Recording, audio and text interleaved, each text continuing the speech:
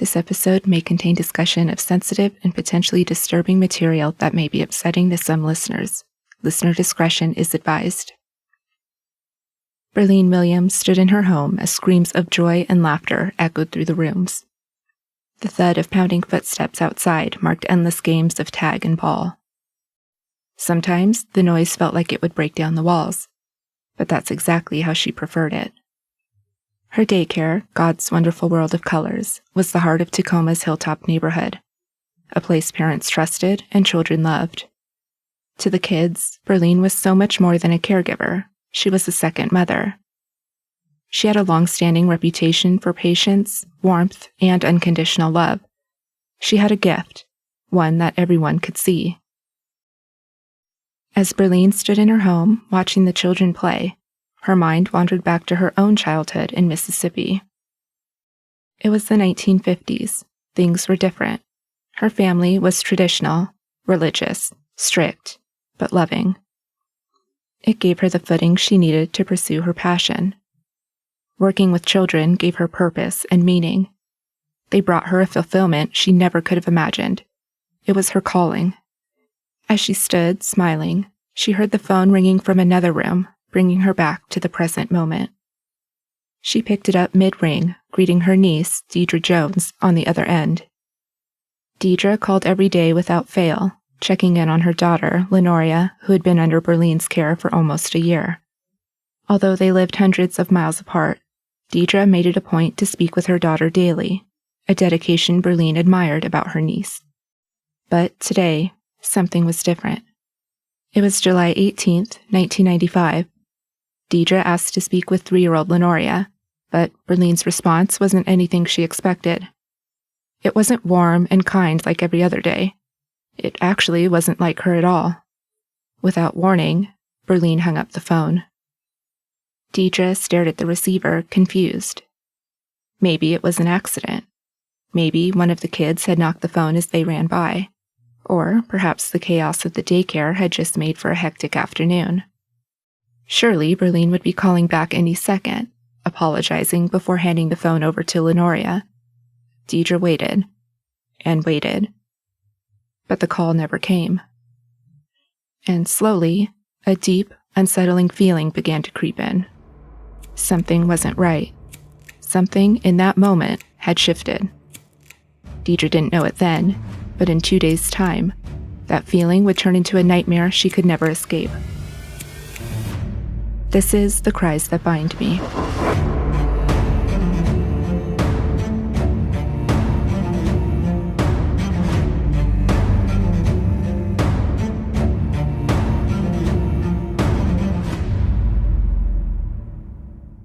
As Deidre sat staring at the phone, waiting for Berlean to call back with Lenoria's voice on the other end, her thoughts drifted back to the woman who had taken on such a pivotal role in her daughter's life. Berlean had grown up in a family steeped in religion and strong values. Sundays meant church, and for a young Berlean, it meant teaching Sunday school. She had a natural gift for patience, for guiding children through lessons, for making each child feel seen and loved. It wasn't just a job to Berlean, it was her life. Her heart belonged to the children she cared for. As she got older, she grew a hunger for something more, to move out of her small town. As she sat dreaming about different futures, she picked up the phone and called her older brother, Frank. They spoke about life and how Berlean was ready for a change. Frank had already moved away from Mississippi to Spokane, a large, busy city sitting in eastern Washington. He told Berlean about his new wife, Annie, and how they had started a family together. As Berlean sat on the other end of the phone, she wondered why she couldn't do the same. She packed up a couple bags and booked herself a ticket to Spokane. Frank and Annie were happy to open their home to her and help her get on her feet. It was a fresh start for everyone, full of possibility. Spokane was big and bustling and loud, but Berlean quickly found her footing. Children were unsurprisingly drawn to her. She became a highly sought-after babysitter in her new neighborhood. She enjoyed the new atmosphere, the city streets, and the new people, and before long, she was in love. Life seemed to be moving quickly. She got married and moved into a new house, and in the blink of an eye, She was a mother to 3 beautiful daughters. She was a devoted mom and poured her heart into raising her 3 girls. But while her relationship with her daughters grew stronger, her marriage seemed to fall apart. By 1983, Berlean and her husband decided to divorce. It was painful, as are most divorces, but Berlean didn't let it break her. She gathered her girls and moved once again, this time 300 miles west to Tacoma. Tacoma became home.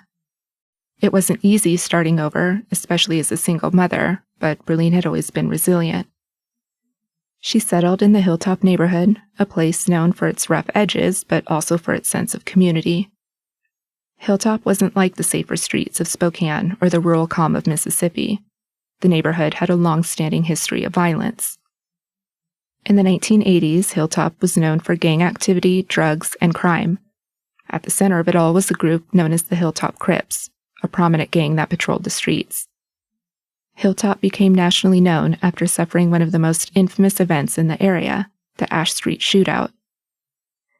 When Army Ranger Sergeant Bill Folk arrived home after deployment in Panama in 1989, he could hardly recognize his own city. He saw the gang presence had gotten progressively worse. Deploy, come back, and then see how much worse it had gotten in that short period of time and how they were harassing the neighbors. That 4th of July, Bill was ready to watch the Independence Day celebration. But instead of fireworks, the neighborhood was filled with the sounds of gunfire. 2 rival gangs exchanged shots in the middle of a hilltop street. When the police were called, unsurprisingly for residents, nothing happened. And typically you'd call the police and 911 and no one would ever show up. It was September 23, 1989. Families packed up chips and drinks and walked to Bill's house, kids in tow. It was a beautiful day at 81 degrees that afternoon, perfect for a barbecue. Bill had organized some of the neighborhood families to join him for burgers at his house, hoping to work together to bring attention to the criminal activity taking over the neighborhood. A house sitting directly across the street from Bill's was known for being rough. The day of the barbecue, a group of men staying there began to antagonize the neighbors. Bottles and pieces of fruit were hurled across the street at some of Bill's guests. Everyone was afraid of what might transpire, especially with young kids playing in the yard. Bill left his grill burning as he walked across the street and asked the men to leave them alone. Instead of retreating, Bill says the men became aggressive, first firing a warning shot into the air before threatening to shoot him and burn down his house. Bill had had enough. As he walked back to his house, he knew calling the police wouldn't do any good. Instead, he went inside and called his army base. Hey, this is Sergeant Folk. I'm at home. I'm about to come under attack, and I need every available ranger at my house now. About 15 off-duty rangers arrived at Bill's house, joining some of the neighbors who decided to stay and help defend his home. 300 fires were shot from both sides of the street. After over 20 minutes of gunfire, several people were shot, but miraculously, none were fatally wounded. Each group pointed the finger at the other, insisting they were just defending themselves after the other group opened fire. As the smoke began to settle, it was clear the neighborhood needed change. The city and local residents banded together to reclaim their streets. Community watch programs were launched, police presence increased, and efforts to clean up the neighborhood began. Slowly but surely, Hilltop started to rebuild. The crime rates dropped, and while the area still showed scars from its past, it once again became a place where families could feel safe. And it was here that Berlean opened her in-home daycare, God's Wonderful World of Colors. It was a safe, nurturing environment that gave families in the area a sense of peace. But even as Berlean's daycare became more successful, the world around her remained unpredictable. She had seen families torn apart by violence, drugs, and hardship. She knew the pain of watching someone lose their way, someone you loved. Berlean's niece, Lenoria Jones, was struggling.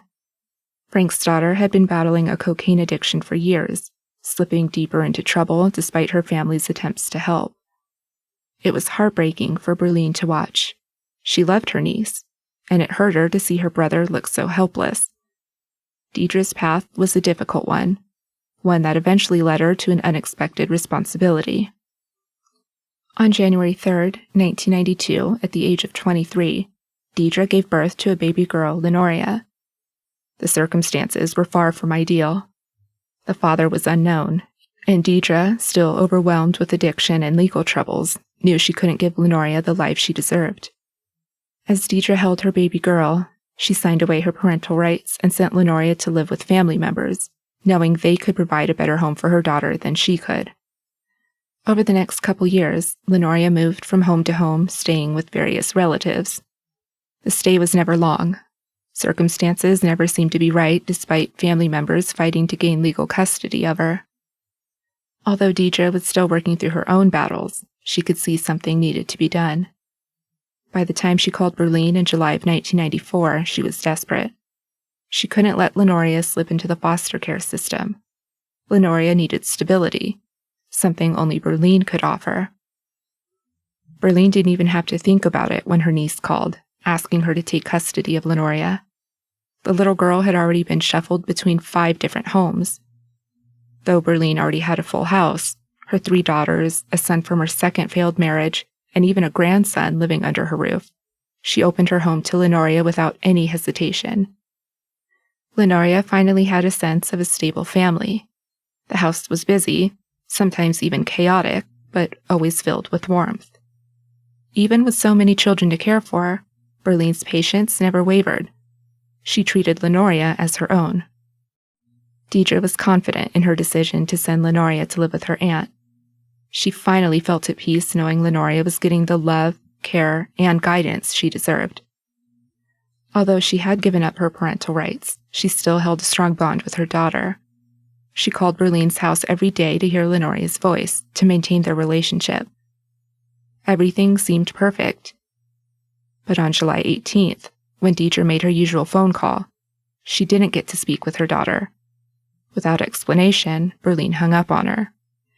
2 days later, Lenoria would vanish. July 20th was the typical day. Berlean helped Lenoria get dressed in a turquoise pants and a black t-shirt with her favorite character, Barney, on the front. They left their home around 8 that morning to run a few errands. They stopped at a car wash, convenience store, supermarket, and finally ended up at Target. As they walked inside, Lenoria asked if she could look at the toys while they were there. Berlean smiled and told her they could, but only after she found a new bathing suit. Later, when Berlean was done browsing the racks, she turned to ask Lenoria if she was ready to go look at the toys. But Lenoria wasn't there. At first, Berlean didn't panic. She assumed Lenoria had wandered off to explore the toy section on her own. But when she got to the toy aisles, she didn't see Lenoria. Berlean began searching the surrounding areas, walking through aisle after aisle. Each empty aisle brought a rising sense of dread. Lenoria was nowhere to be found. At 9:42 a.m., Berlean rushed to a payphone sitting at the front of the store. She told dispatchers she and Lenoria had become separated in the store and she couldn't find her anywhere.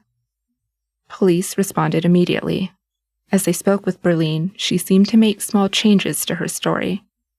After initially reporting they were separated in the toy aisle, she corrected herself and said it was actually the bathing suit section. Officers searched the store but couldn't find any sign of Lenoria themselves. As they reviewed CCTV footage, hoping to see where exactly Lenoria went missing, they discovered something they weren't expecting. Lenoria had never been in the store. When the police confronted Berlean, she was confused. She replayed the last hour in her head. She told officers they may have been separated in the parking lot. Maybe someone grabbed Lenoria while they were walking in and she didn't notice. But once again, the camera footage proved otherwise. Berlean had arrived alone. Berlean was taken to the station for questioning. Over the next 10 hours, investigators pressed her for answers. But the more they asked, the more her story shifted. At first, Berlean offered a completely new explanation. 2 unknown men had kidnapped Lenoria that morning from the alleyway behind her house. It was an alarming twist, but as officers asked for more details, Berlean broke down. She admitted that it was a lie. But she went on to reveal yet another troubling story. According to Berlean, she had been receiving threatening phone calls from relatives. They had warned her, if they couldn't have Lenoria, neither could she. Some had even threatened her with guns, trying to prove how serious they were. She insisted she was only trying to protect Lenoria.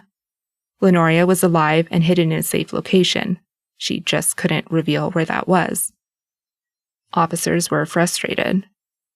"We thought we were close several times today that she was going to tell us, and she just clamps up. She gets to a point, she wants to tell us, and then she stops." While Berlean struggled through the interrogation, officers went to speak with her children. One of her daughters mentioned she had walked past Lenoria's room early that morning, sometime around 6:30 a.m., and saw her sleeping soundly. But she told them another piece of information that would raise even more suspicion. Berlean had called home at 8:47 that morning to say Lenoria was missing, 55 minutes before she called the police from Target. The timeline wasn't adding up. When investigators asked Berlean and her children to take polygraph tests, they all refused. It was then that Berlean brought in an attorney who immediately ordered all communication with her be stopped. That interrogation would be the last time officers ever got to speak with her. Despite her silence, investigators began to dig deeper into her claims.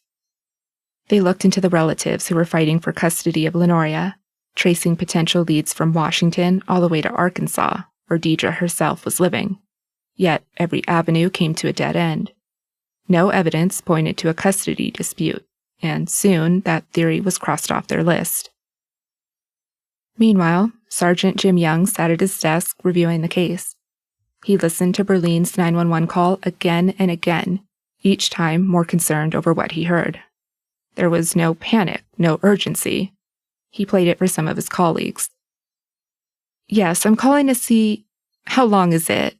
I mean, I just missed my daughter.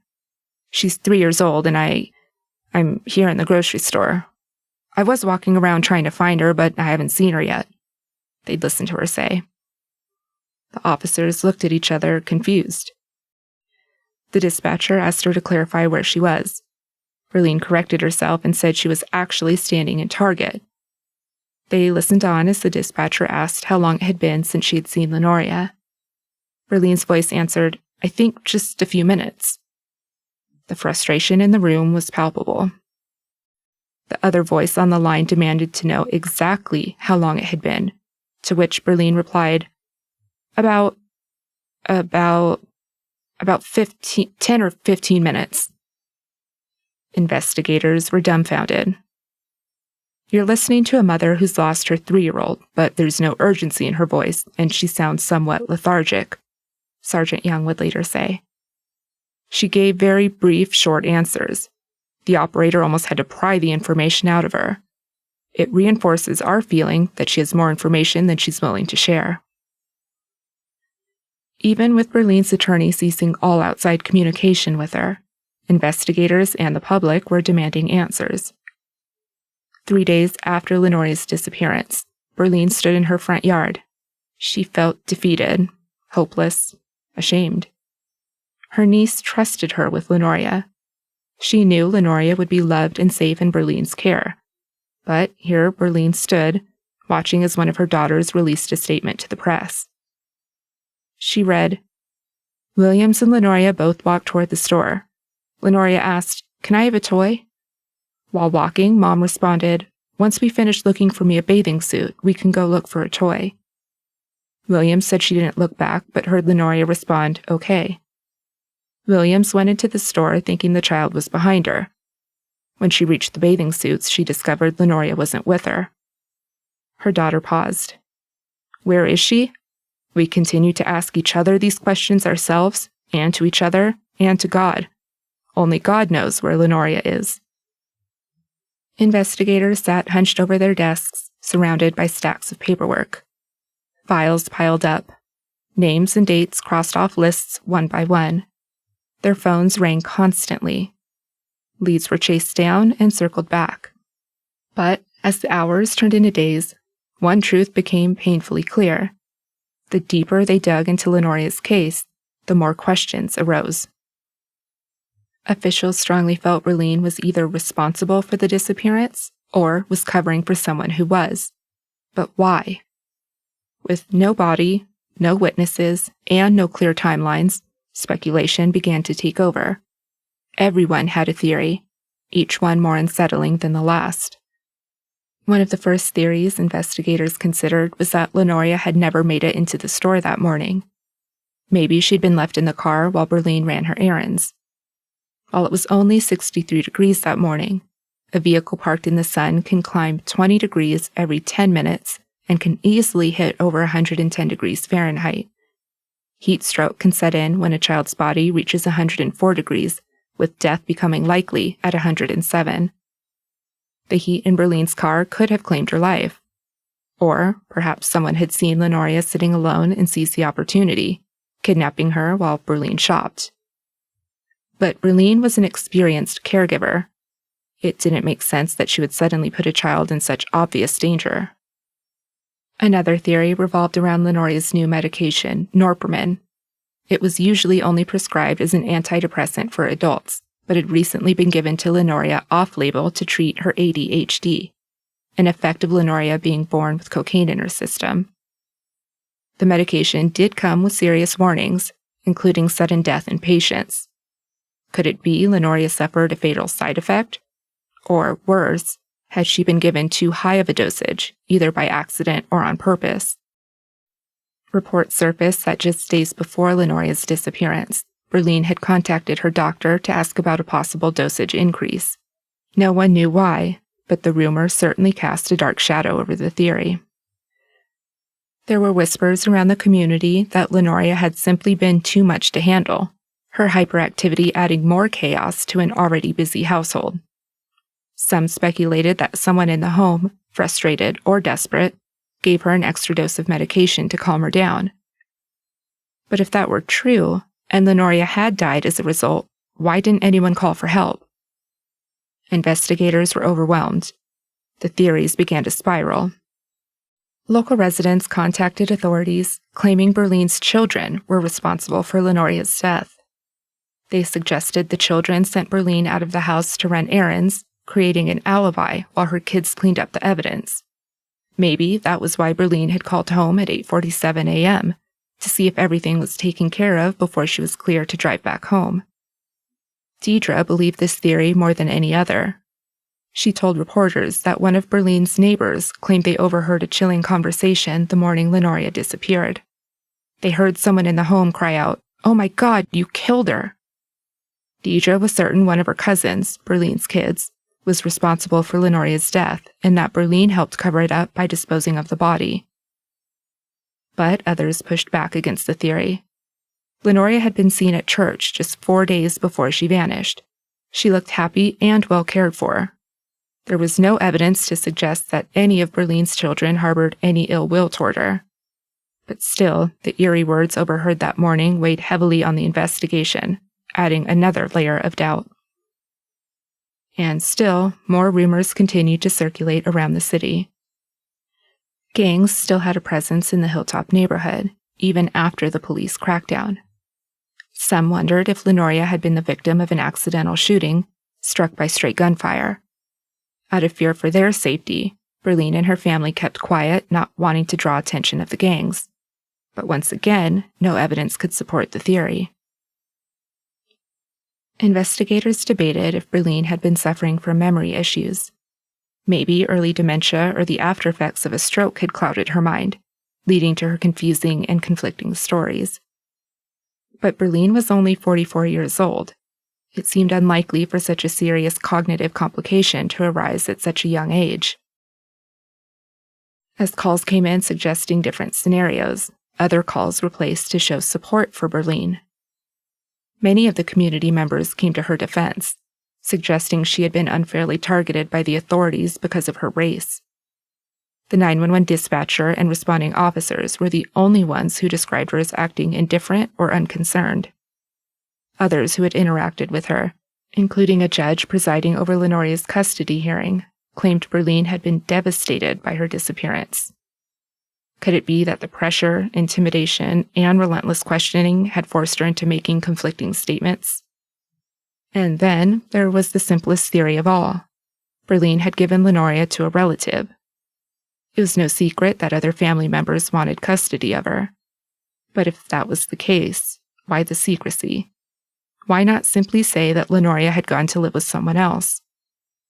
Each theory presented its own troubling possibilities, yet none brought investigators any closer to finding Lenoria. Berlean was just waiting on official documents that would name her Lenoria's legal guardian, but Lenoria would vanish before the papers arrived. It was clear Berlean loved Lenoria as if she were her own daughter. It made no sense that she would put her in harm's way. Just a month after Lenoria vanished, in August of 1995, investigators received a phone call that could have changed everything. The anonymous caller shared specific details about Lenoria's disappearance, information that hadn't been made public. For a moment, hope surged that they were on the verge of a breakthrough. But before authorities could secure all the details they needed, the caller hung up. Despite their best efforts to encourage the caller to reach out again, they never heard back from them. Nearly 30 years later, investigators are still urging the mystery caller to come forward, believing they hold the key to solving Lenoria's disappearance. To this day, the unanswered questions continue to haunt everyone involved. What really happened to Lenoria? Was her fate the result of a terrible accident or something far more sinister? Deidre has lived with that agony for almost 3 decades. It's like a slow-eating cancer, she says. It's torture, constant torture. Both Deidre and Berlean live in Spokane now, but Berlean refuses to acknowledge Deidre. Even when they cross paths at the same store, Berlean avoids all contact with her niece. Is it because she's hiding something? Or is it the weight of shame, knowing she let down not just her niece, but also Lenoria, the little girl she swore to protect? After all these years, the truth behind Lenoria's disappearance is still unknown, leaving those who loved her with nothing but painful, unanswered questions. The day Lenoria vanished, it was reported she was wearing a black t-shirt with Barney on the front and turquoise pants. She was 3 years old, weighing approximately 40 pounds and standing 3 feet tall with her short black hair worn in braids. If you have any information related to Lenoria Jones or her disappearance, please contact the Tacoma Police Department at 253-798-4721. If you are struggling with addiction, the Substance Abuse and Addiction Hotline is available 24/7 by calling 844-289-0879. Please consider subscribing to the channel and leaving a 5-star review for this podcast. Doing so will help the show be seen in search results and podcast directories, ensuring Lenoria's story reaches a wider audience. For more information on this case, including relevant photos and sources used, visit thecriesthatbindme.com.